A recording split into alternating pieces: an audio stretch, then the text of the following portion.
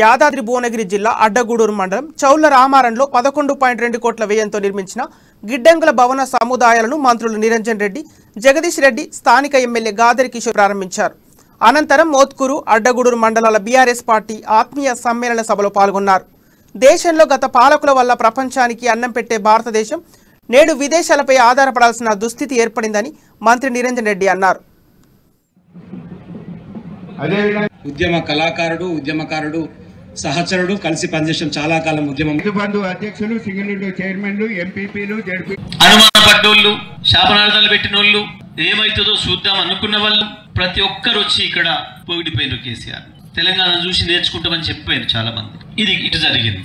4 ఏళ్ళలో గుజరాత్ ముఖ్యమంత్రిగా చేసి, గుజరాత్ ముఖ్యమంత్రిగా పనిచేసి భారతదేశం అంతటా ప్రచారం చేసుకున్నాడు. నేను గుజరాత్ ను బ్రహ్మాండంగా వెలుగులలో నింపేసిన, నాకు అవకాశం ఇస్తే ఈ దేశాన్ని మొత్తం కూడా వెలుగులతో నింపుతా, కరెంటు నిమిషం పోకుండా చేస్తా అని చెప్పిండు.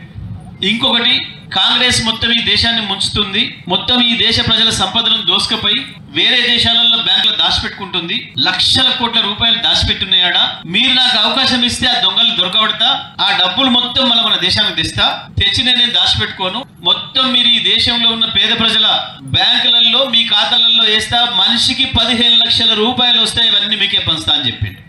అనుమానపడ్డోళ్ళు, శాపనార్థాలు పెట్టినోళ్ళు, ఏమైతుందో చూద్దాం అనుకున్న వాళ్ళు ప్రతి ఒక్కరు వచ్చి ఇక్కడ పోగిడిపోయినారు. కేసీఆర్